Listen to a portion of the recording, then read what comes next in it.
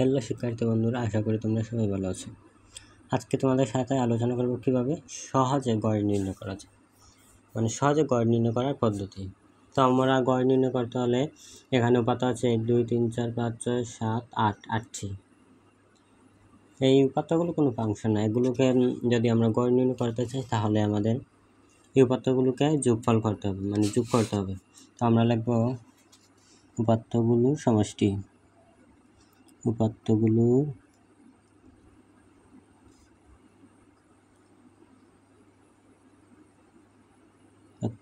সমষ্টি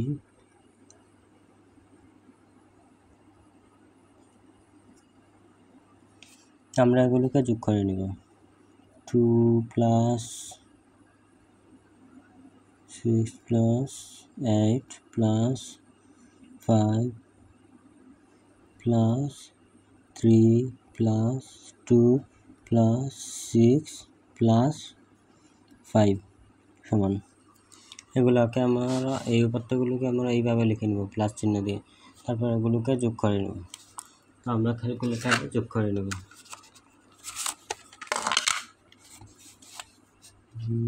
প্রথমে আছে ক্যালকুলেটর অন করলাম, প্রথমে আছে 2, তো আমরা লিখব 2 প্লাস, তারপর আছে 6, তারপর 6 প্লাস, তারপর আছে 8 প্লাস, তারপর আছে 5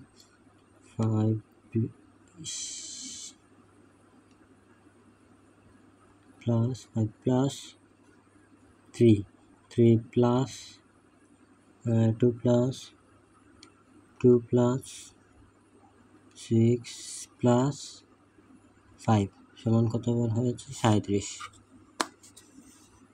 আমরা এখানে লিখে নিব 37।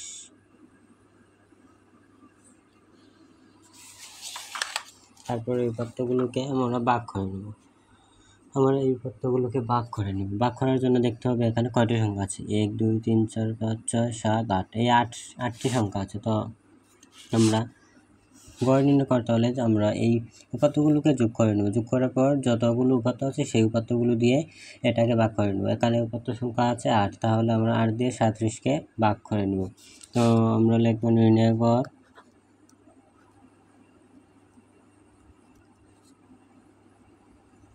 সমান 37 ভাগ, এখানে আছে 8টি সংখ্যা, 8 দিয়ে ভাগ করেন।